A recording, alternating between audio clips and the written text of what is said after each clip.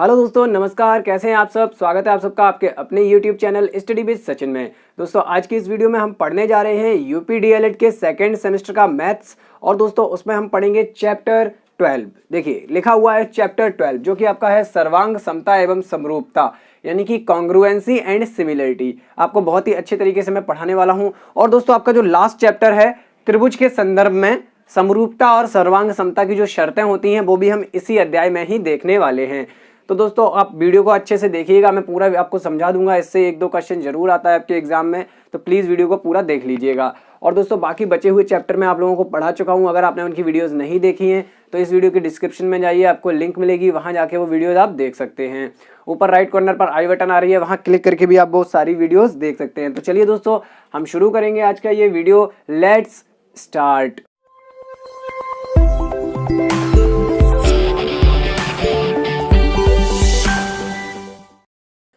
तो देखिए दोस्तों क्या है कि हम दोनों चीजों को समझ लेते हैं, बहुत ही अच्छे से मैं आपको समझाने वाला हूं। पहले यहां देखिए सर्वांग समता, सर्वांग समता। देखिए सर्वांग समता क्या होती है, पहले तो इसको इंग्लिश में कहते हैं कॉन्ग्रुएंसी। ठीक है, अब देखिए दोस्तों ये होता क्या है। तो सर्वांग समता जो होता है, सर्वांग समता का मतलब हो गया कि एक चित्र का, देखिए एक चित्र का दूसरे चित्र पर एकदम फिट हो जाना, एकदम पूरा फिट हो जाना, हर एक डायमेंशन को कवर करके, ना इधर निकले ना उधर निकले। देखिए जैसे देखिए मैंने क्या किया कि ये एक त्रिभुज बनाया ऐसे, और ये एक त्रिभुज बनाया ऐसे। तो इन दोनों त्रिभुज के डायमेंशन यानी लंबाई चौड़ाई ऊंचाई या फिर तीनों मापें भुजाओं की ऐसी होनी चाहिए कि इस त्रिभुज को उठाकर इस पे रखें तो पूरा फिट हो जाए, ना छोटा हो ना बड़ा हो, एकदम बराबर हो। ठीक है, तो इसको हम कहते हैं कॉन्ग्रुएंसी यानी कि सर्वांग समता। कोई भी आकृति हो सकती है, आपका वर्ग हो गया, ठीक है, दो ऐसे वर्ग जो एक दूसरे के ऊपर एकदम फिट हो जाएंगे। ठीक है, सारे डायमेंशंस बराबर होंगे, यानी ये भुजा इसके बराबर, वर्ग में तो खैर चारों भुजाएं बराबर होती हैं, यानी जो भुजा इसकी होगी एक वही इसकी होगी। तो वर्ग इसको उठा के इस पे रखेंगे तो एकदम फिट हो जाएगा पूरा, ना इधर उधर निकलेगा, बिल्कुल भी नहीं निकलना होगा, ना छोटा रहेगा। तो दोस्तों मेरा कहने का मतलब ये है कि सर्वांग समता क्या है कि दो जो चित्र होते हैं वो एक दूसरे के ऊपर एकदम फिट हो जाएं। ज्यादा कुछ नहीं है, इतना ही समझिए आप सर्वांग समता को। देखिए सर्वांग समता के लिए चिन्ह एक होता है ऐसे, ठीक है, इस चिन्ह का मतलब होता है दो चित्र, ठीक है, दो चित्र आपस में सर्वांग सम हैं। ठीक, दो शेप्स, दो आकृतियां भी आप ले सकते हैं, आपस में सर्वांग सम हैं। एक इधर लिखा होगा एक इधर लिखा होगा। जैसे मैं इसको बोल दूं ए बी सी, इसको बोल दूं एम एन ओ। ठीक है, तो अगर ये दोनों एक दूसरे के ऊपर एकदम फिट हो जाते हैं तो हम लिख सकते हैं त्रिभुज, ये तो पता ही होगा त्रिभुज का चिन्ह है ए बी सी, सर्वांग संग है त्रिभुज एम एन ओ के। तो ये होती है कंडीशन। ठीक है, ऐसे लिखा जाता है। अगर दोनों त्रिभुज सर्वांग सम है तो हम ऐसे लिख सकते हैं। ठीक है, इतना क्लियर हो गया। अब देखिए दोस्तों क्या है कि कुछ शर्तें होती हैं सर्वांग समता की त्रिभुज के संदर्भ में। देखिए सर्वांग सम इतना ही था, जितना मैंने आपको समझाया है उतना ही था सर्वांग सम, उसके अलावा और कुछ नहीं है। तो देखिए दोस्तों क्या होता है कि कुछ शर्तें होती हैं सर्वांग समता की, आपको वो अच्छे से समझ लेनी है। इन्हीं शर्तों पे ही पूरा आपका जो चैप्टर है वो डिपेंड करता है। यहां हम लिखेंगे कंडीशंस ऑफ कॉन्ग्रुएंसी। चलिए हिंदी में लिख देता हूं, थोड़ा आप लोगों को हिंदी में ज्यादा अच्छे से समझ में आएगा। सर्वांग समता की शर्तें। देखिए शर्तें क्या है, शर्तें क्या है, शर्तें को नियम भी कह सकते हैं या फिर कुछ भी आप मान लीजिए, रूल हो गया, नियम, शर्तें, कंडीशंस, कुछ भी ले लीजिए। देखिए क्या है कि दो त्रिभुज सर्वांग सम कब होते हैं वही हम देखेंगे। कब होते हैं, क्या क्या चीज उनमें बराबर हो तब हम उनको सर्वांग सम मान सकते हैं। तो ये कंडीशंस आपको बहुत अच्छे से याद रखनी है। देखिए पहली आपकी जो कंडीशन है, पहली जो आपकी कंडीशन है क्या है, ए एस ए। अब देखिए इसको मैं बहुत अच्छे से डिस्क्राइब कर दूंगा कि आपकी पहली कंडीशन है ए एस ए। ए का मतलब हो गया एंगल, एस का मतलब हो गया साइड और ए का मतलब हो गया एंगल, यानी कि कोण, भुजा, कोण, ये हो गई कंडीशन। देखिए इसको भी समझ लेते हैं। ए एस ए का मतलब क्या हुआ? कोण भुजा कोण। कोण भुजा कोण यानी दो त्रिभुज जब सर्वांग सम होंगे जब उनके कोण संगत कोण, संगत कोण का मतलब क्या हुआ? जो एंगल ये बी है वही एंगल एन है, संगत कोण इनको बोलेंगे। ए वाला ये वाला कोण इसके संगत है, ये वाला कोण इसके संगत है और ये वाला कोण इसके संगत है। तो उनके संगत कोण जब बराबर होंगे, जैसे आपने मान लिया कि ये कोण है अल्फा, तो ये भी कोण कितना है? अल्फा। ठीक है, एक कोण हमने देख लिया, यहाँ पे दो कोण की बात की गई है, दो कोण और एक भुजा, दो कोण और एक भुजा। तो कैसे होंगे कि दो कोण जो होंगे बराबर, ठीक है, उन्हीं के बीच की भुजा भी बराबर होगी, यानी कि इसकी लंबाई अगर x है तो इसकी भी लंबाई x होगी।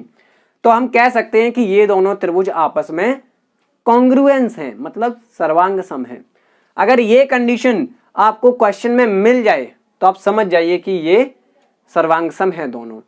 अगर ये मिल गई कंडीशन और सर्वांग सम हो गए तब क्या होता है, तो वो भी हम देखेंगे। जब देखिए कोई भी त्रिभुज आपस में सर्वांग सम हो जाते हैं तो उनमें जो सारी चीजें होती हैं, जो संगत चीजें होती हैं, वो बराबर हो जाती हैं। जैसे अगर हम इसको उठा के इसके ऊपर रख देंगे, अगर ये सर्वांग सम हो गया, मान लो हमने ये कंडीशन अप्लाई की और ये सर्वांग सम प्रूफ कर दिया, तो क्या हुआ? इसका मतलब हुआ कि ये त्रिभुज इस पे फिट हो जाएगा। फिट हो जाएगा कि नहीं? फिट हो जाएगा। कैसे फिट होगा? आपको पता है कि ये पॉइंट इस पॉइंट पर ही फिट होगा। क्यों? क्योंकि ये दोनों कोण बराबर हैं, ये आपको याद रखने बस। ये पॉइंट इस पॉइंट पर आएगा, ये पूरा उठ के ऐसे आएगा। कभी कभी क्या होता है कि चित्र घुमा के दे दिए जाते हैं तो उनको हम रोटेट करके उठा के इस पे रखते हैं। रखने का मतलब हम केवल सोच रहे हैं रखने की, ये नहीं कि हमने इसको काटा बोर्ड को और यहाँ पे रख दिया, ऐसा कुछ नहीं है।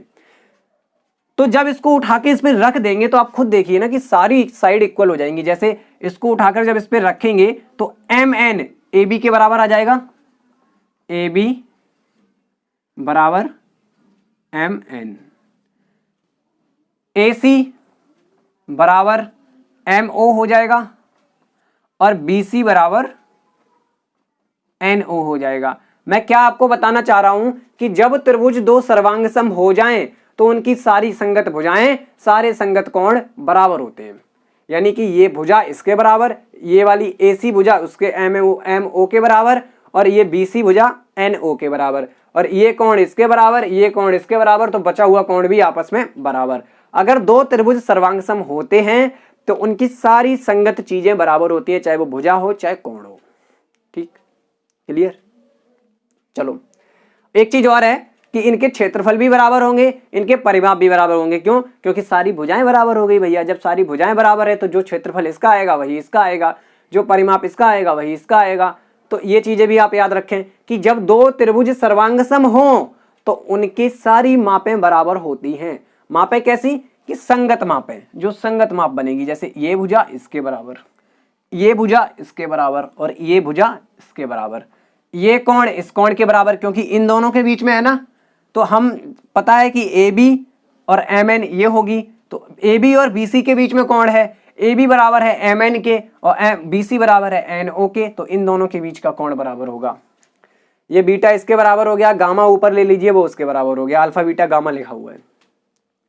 ये पहली कंडीशन थी, मैंने आपको कंडीशन छोड़ के वो पूरी चीज पहले बता दी। चलिए दूसरी कंडीशन हमारी क्या होती है हम देखते हैं। दूसरी कंडीशन आपकी होती है साइड साइड साइड, भुजा भुजा और भुजा।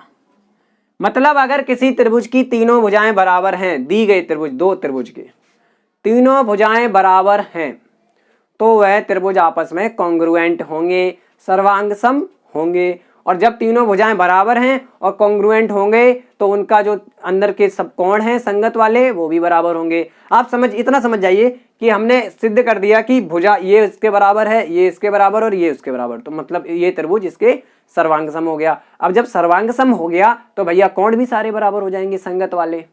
संगत कोण आप याद रखें हमेशा, संगत कोण यानी ये और ये और ये और ये और ये। अगली जो हमारी कंडीशन है साइड एंगल साइड। देखिए पहली क्या थी? Angle side angle. अब है साइड एंगल साइड, यानी दो भुजाएं और उनके बीच का कोण। आप मान लीजिए कि देखिए ये नहीं दिया गया है बीटा आपको, ये दो भुजाएं दी गई हैं एक्स और वाई, ये बराबर दी गई हैं आपको।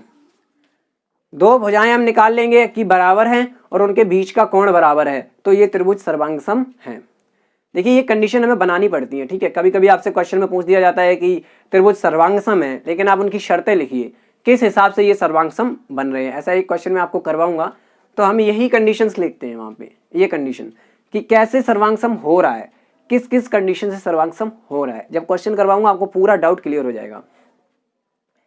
एक आपका लास्ट बचता है ये राइट एंगल, हाइपोटेनस और आपका यहां पे हो गया साइड RHS, ठीक है। मतलब क्या हुआ कि ये केवल अप्लाई होगा, राइट एंगल मैंने बोल दिया मतलब 90 अंश वाले कोणों त्रिभुजों में अप्लाई होगा। ऐसे जो कोण 90 अंश, जो त्रिभुज 90 अंश पे होंगे, यानी कि देखिए ये एंगल दोनों में राइट एंगल है, यानी एक कोण बराबर हो गया। और कंडीशन दी गई है कि उनका हाइपोटेनस बराबर होना चाहिए, मतलब कि कर्ण बराबर होना चाहिए, ये कर्ण बराबर होना चाहिए, कर्ण आपस में बराबर होना चाहिए। एक 90 अंश वाला कोण हो, दोनों में कर्ण बराबर हो और कोई भी एक भुजा बराबर हो। जैसे हमने मान लिया ये भुजा इसके बराबर है, तो ये दोनों त्रिभुज कैसे हो जाएंगे? सर्वांगसम। तो अपने आप ये वाली भुजा इसके बराबर हो जाएगी। जब सर्वांगसम हो जाएंगे तो मैं आपको बता चुका हूं कि जब दो त्रिभुज सर्वांगसम हो जाते हैं तो उनके सारे डायमेंशंस बराबर हो जाते हैं। ये इस पे फिट हो जाएगा, मतलब ये सारी भुजाएं आपस में जो संगत भुजाएं और संगत कोण है बराबर हो जाएंगे। चलिए, ये तो कंडीशन थी सर्वांग समता की, एक सर्वांग समता की हमारी कंडीशंस थी। अब हम देखते हैं समरूपता। देखिए सर्वांग समता आपने क्या समझा कि दो ऐसे शेप, तो ऐसी आकृतियां जो जिनको उठाकर हम एक दूसरे के ऊपर रख दें तो वो पूरी पूरी फिट हो जाएं, वो होती है सर्वांग समता। अब हम बात करेंगे समरूपता। समरूपता, देखिए नाम से ही कुछ अर्थ निकालिए आप, नाम से अर्थ निकालिए। कैसे निकालेंगे भाई बताइए, नाम से आप अर्थ कैसे निकालेंगे? हमने लिखा समरूपता, मतलब होता है सिमिलरिटी। आप सिमिलरिटी तो शब्द बहुत बोले होंगे, सिमिलैरिटी, ओके। देखिए सिमिलैरिटी होता क्या है? समरूपता यानी रूप जो होता है ना, रूप एक जैसा। हम कह देते हैं ना कि बेटा तो बाप पे गया है, यानी लड़का जो है अपना वो पापा जी पे गया है, ऐसा ही दिख रहा है ना एक जैसा, तो वही यहाँ पे है समरूपता। देखिए बड़ा छोटा हो सकता है लेकिन एक जैसा लगे, बस एक जैसा लगे। कैसे होता है ये? अब देखिए हमने दो त्रिभुज बनाए ऐसे, एक त्रिभुज ऐसे ही बनाया हमने एकदम छोटा सा, ठीक है, एक त्रिभुज बना लिया ऐसा ही छोटा सा, ABC MNO। देखिए इसमें सारी चीजें बराबर नहीं होती हैं, इसमें इसको इसके ऊपर उठा के रखें तो पूरा फिट भी नहीं होता है, बस देखने में एक जैसा लगना चाहिए। देखने में अभी आपको ये एक जैसा नहीं लग रहा होगा, लाओ मैं थोड़ा सा और अच्छा बना देता हूं ऐसे। बस दोनों आकृतियां देखने में एक जैसी होनी चाहिए। देखिए दोस्तों ये आपको समझनी पड़ेंगी कुछ चीजें, कि समरूपता का मतलब हुआ कि बराबर नहीं है दोनों आकृतियां लेकिन देखने में एक जैसी लग रही है, देखने में एक जैसी लग रही है। तो समरूपता में एक चीज याद रखना कि ये चिन्ह होता है, केवल इतना। कॉन्ग्रुएंसी में क्या था? ये बनाया नीचे इक्वल भी, क्योंकि उसमें सारी चीजें इक्वल हो जाती थी, इसमें इक्वल नहीं होंगी, इसमें आपकी इक्वल नहीं होगी सारी चीजें। क्या होगी फिर? कहेंगे आप सर जब बराबर नहीं होगी तो हम सवाल कैसे करेंगे? बताता हूं कि आपको दिया गया है अगर त्रिभुज ABC सिमिलर है, समरूप है दूसरे त्रिभुज MNO के, तो आप क्या करेंगे? देखिए जब ये त्रिभुज इसके सिमिलर है, इसके जैसा है, तो यहां सभी भुजाओं के अनुपात बराबर होते हैं, ना कि भुजाएं बराबर होती हैं। अब ये और ये बराबर नहीं है, इनके अनुपात बराबर होते हैं, ये चीज याद रखना है। कॉन्ग्रुएंसी में सर्वांग समता में भुजाएं बराबर हो जाती थी आपस में, कोण आपस में बराबर हो जाते थे, लेकिन यहां ऐसा नहीं होगा। यहां इनकी संगत भुजाओं के अनुपात बराबर होंगे। जैसे आपने देखिए क्या किया, आपने माना कि ये दोनों त्रिभुज समरूप है। कैसे है? समरूप। कंडीशन मैं आपको बता दूंगा, देखिए समरूप की कंडीशन यहां लिखता हूं, समरूपता की शर्तें। कोई दो त्रिभुज कैसे समरूप हो सकते हैं? तो एक शर्त होती है आपकी एंगल एंगल एंगल, तीनों कोण बराबर हों तो त्रिभुज हम बोलेंगे कि समरूप है। कैसे है? समरूप, तीनों कोण बराबर हों तब। दूसरी, side angle side, side angle side, यानी कि साइड के बीच में बनने वाला एंगल जो है आपका इक्वल होना चाहिए। साइड के बीच में बनने वाला एंगल इक्वल होना चाहिए। जैसे, तो चलिए साइड एंगल साइड को समझ लेते हैं। आपसे कह दिया गया कि BC और MN इक्वल है, AB और MO था, ये NO था, BC और NO, और AB और MN इक्वल है, इनके बीच का एंगल अल्फा है। तो ये क्या कंडीशन बनी? साइड एंगल साइड, साइड दोनों इक्वल, ये वाली, ये साइड इससे इक्वल, यानी कि देखिए क्या लिखा है, साइड एंगल साइड मतलब दो भुजाएं बराबर होंगी और उनके बीच का कोण बराबर होगा। दो भुजाएं बराबर होंगी और उनके बीच का कोण बराबर होगा, तो हम कह सकते हैं कि त्रिभुज आपस में समरूप है। कैसे? समरूप है। ठीक है, चलिए अब देखिए एक और कंडीशन इसकी होती है, साइड साइड साइड, यानी कि तीनों भुजाएं अगर बराबर हैं, तीनों भुजाएं बराबर हैं तो त्रिभुज आपस में समरूप है। इतना समझ जाइए। ठीक है, इतना आप समझ लीजिए कि जब तीनों भुजाएं बराबर हैं तो आपस में त्रिभुज कैसे होंगे? समरूप होंगे। अब अगर त्रिभुज आपस में समरूप हो जाएं तो, अब अगर त्रिभुज आपस में समरूप हो जाएं तो उनकी भुजाओं का अनुपात बराबर होता है। देखिए क्या है कि ये चीज आपको आती भी होगी, आपने क्वेश्चन किए भी होंगे कुछ, लेकिन क्या होता है कि आप कभी कभी गलतियां कर देते हैं। जैसे इस भुजा का अनुपात, जैसे बड़े वाले त्रिभुज का अनुपात हम ऊपर ले रहे हैं, तो हर बार जो बड़े वाले त्रिभुज की भुजा है वही ऊपर आएगी। जैसे AB की संगत भुजा क्या है? MN। BC की संगत भुजा क्या है? BC ऊपर आएगा, आप उल्टा नहीं लिखेंगे, आप उस त्रिभुज वाली भुजा को ऊपर नहीं लिखेंगे। एक बार हमने अगर इसकी भुजा ऊपर लिख ली तो सभी ऊपर वाली भुजाएं इसी की आएंगी। तो BC की संगत भुजा क्या है? MNO, यही तो है। CA या बोले AC की संगत भुजा क्या है? MO बराबर पेरीमीटर का रेशियो, पहले त्रिभुज का पेरीमीटर यानी कि परिमाप, बराबर अंडर रूट में आता है इनके क्षेत्रफल। ये डेल्टा मतलब क्षेत्रफल लिख रहा हूं मैं, पहले का क्षेत्रफल बटे दूसरे का क्षेत्रफल। तो ये तो आपकी कंडीशन होती है समरूपता की। सारी चीजों का अनुपात बराबर होगा, सभी चीजें बराबर नहीं होंगी, सारी चीजों का अनुपात बराबर होगा। अब क्वेश्चन करेंगे ना, आपको पूरा समझ में आ जाएगा। देखिए ये क्या होती है कि अगर आपने पहले पढ़ नहीं रखी है तो एक बार में चीजें समझ में नहीं आती है। ठीक है, एक बार में आपके बिल्कुल भी समझ में नहीं आएंगी। अगर आपने पहले कभी पढ़ी नहीं है, पढ़ी भी है तो आप बहुत टाइम हो गया है पढ़े, तो फिर भी आप क्या कीजिए, कोशिश कीजिए इसको समझने की। मैं क्वेश्चन जब करवाऊंगा तो आपको नॉर्मल क्वेश्चन होते हैं, उनको देखिए आप आराम से निकाल सकते हैं। चलिए अब हम क्या करते हैं कि चलिए क्वेश्चन को ही देख लेते हैं। ये क्या हो रहा है? संगत भुजाओं का अनुपात है, जो कि हर एक भुजा का अनुपात आपस में बराबर हो रहा है। ये कंडीशन बहुत अप्लाई होने वाली है, आप ध्यान रखिएगा। चलिए जब मैं क्वेश्चन आपको अभी करा रहा हूं ये, तो आप देखना कितना अच्छे से आपको क्लियर हो सारी चीज जब क्वेश्चन हम करें तब। अब आप देखिएगा क्वेश्चन हमारा लिख के आ रहा है, क्वेश्चन क्या लिख के आ रहा है कि पार्श्व क्षेत्र में त्रिभुज ABC और PQR समरूप हैं। यहां आपको कंडीशन पहले ही दे दी, कैसे है? समरूप।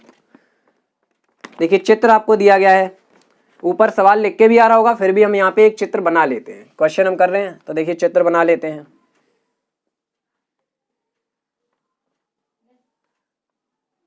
ऐसे आपको त्रिभुज दिए गए ना, ये ABC है, ये PQR है, और देखिए इसमें दिया गया है PQR की शेष भुजाएं ज्ञात कीजिए। सवाल में लिखा है ना। देखिए दोस्तों क्या है कि बाकी सारी चीजें आपको चित्र में ही दे दी गई हैं। ये 1.5 मीटर दी गई है, ये आपको मीटर नहीं है सॉरी सेंटीमीटर है, तो सेंटीमीटर लिख लेते हैं, सेंटीमीटर।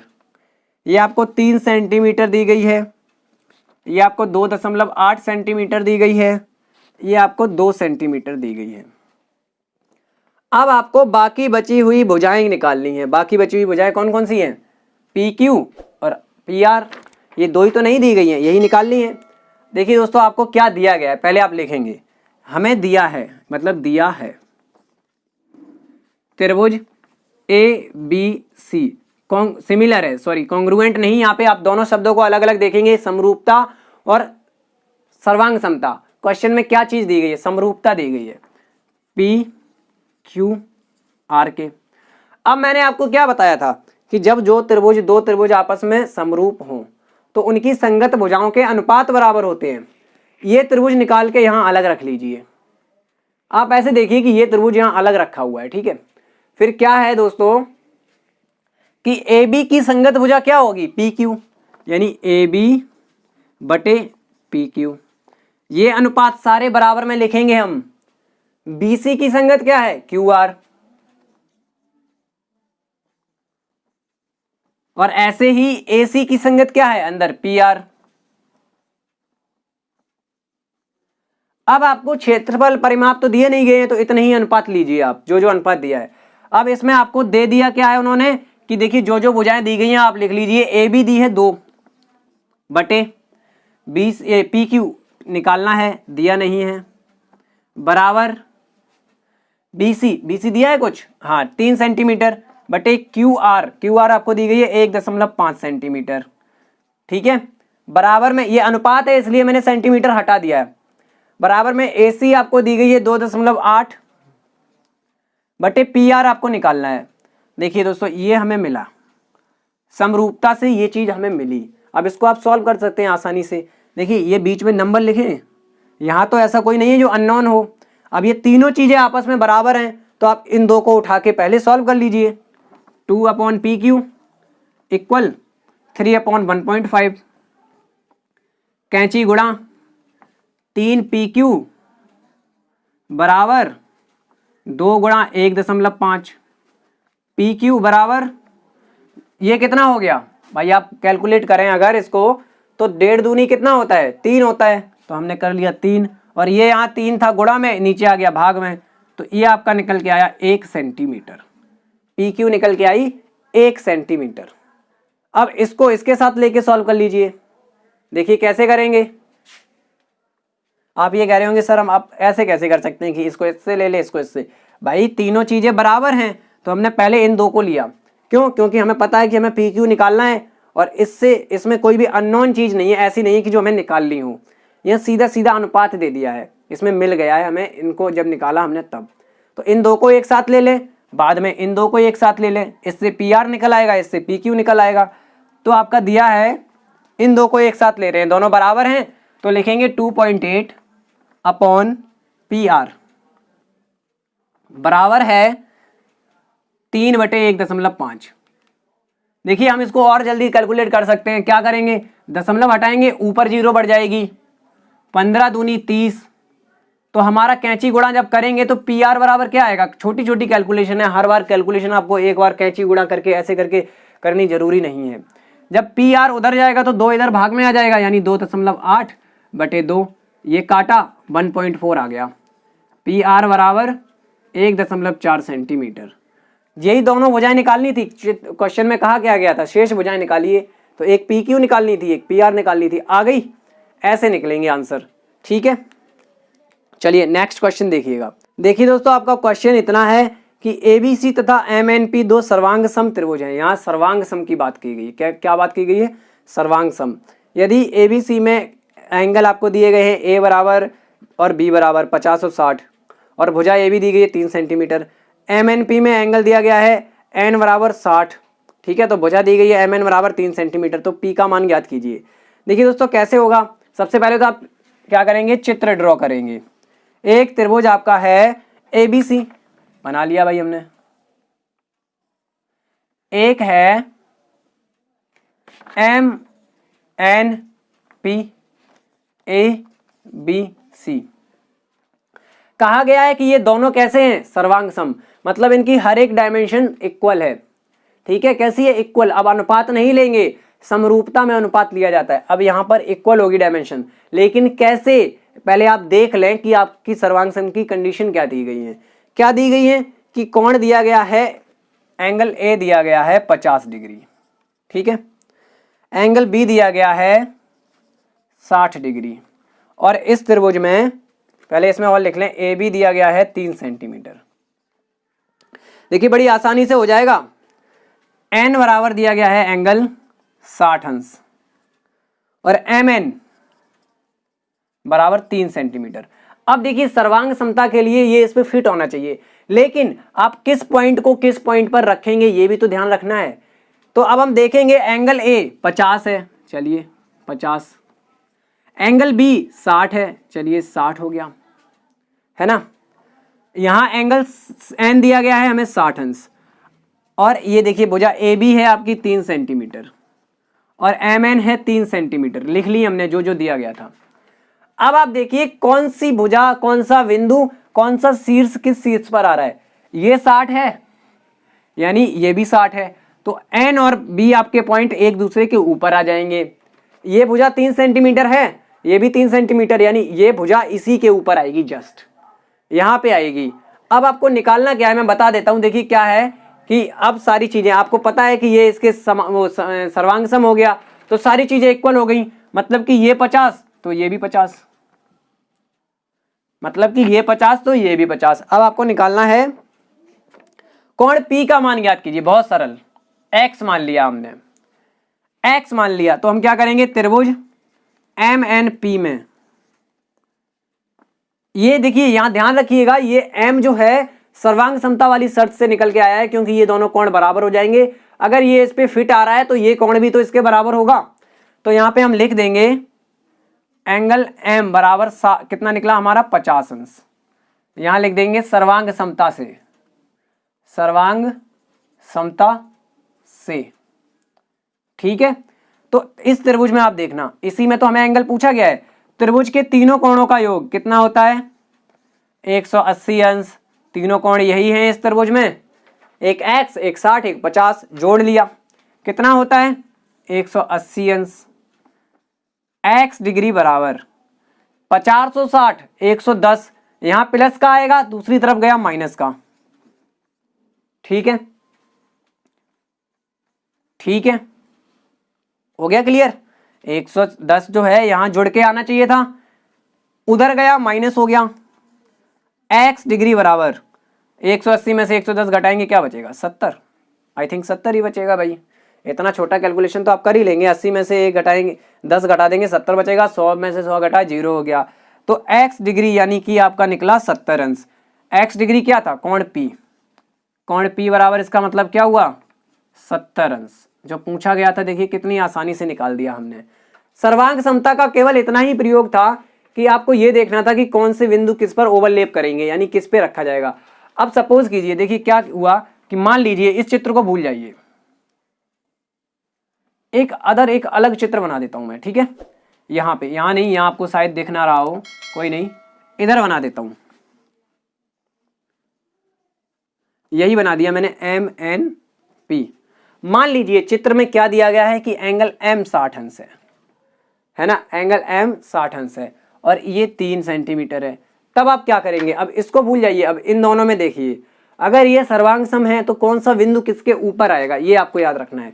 तो एंगल M 60 अंश है, यहां B 60 अंश है, तो M वाला पॉइंट B के ऊपर आएगा। ये भुजा 3 सेंटीमीटर, ये 3 सेंटीमीटर, तो P वाला पॉइंट A बिंदु पे आएगा। यानी कि कोण हमारा ये त्रिभुज घूम के कुछ ऐसा हो जाएगा, ऐसे, P ऊपर, M यहां पे, N यहां पे, ये 60, ये 3। तब ये कंडीशन अब आप संगत भुजाएं देख सकते हैं। AC बराबर हो जाएगी PN के, BC बराबर हो जाएगी MN के, और आपके इस हिसाब से कोण इक्वल हो जाएंगे, ठीक है। तो ये मैं कह रहा था कि आप सर्वांग सम की कंडीशन देख लिया कीजिए कि कौन सा एंगल बराबर दिया गया है उस बिंदु को उसी के ऊपर रखेंगे, कौन सी भुजा बराबर रखी दी गई है तो उसको उसी हिसाब से रखेंगे हम। चलिए मित्रों, आपको ये भी समझ में आया होगा उम्मीद है। अब और क्वेश्चन देख लेते हैं एक।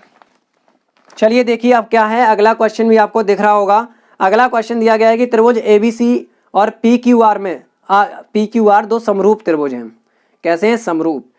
यदि BC बराबर 2 सेंटीमीटर, AB बराबर 3 सेंटीमीटर, QR बराबर 3 सेंटीमीटर, तो भुजा PQ की लंबाई ज्ञात कीजिए। दोस्तों चित्र आपको दिया गया है, चित्र क्या है,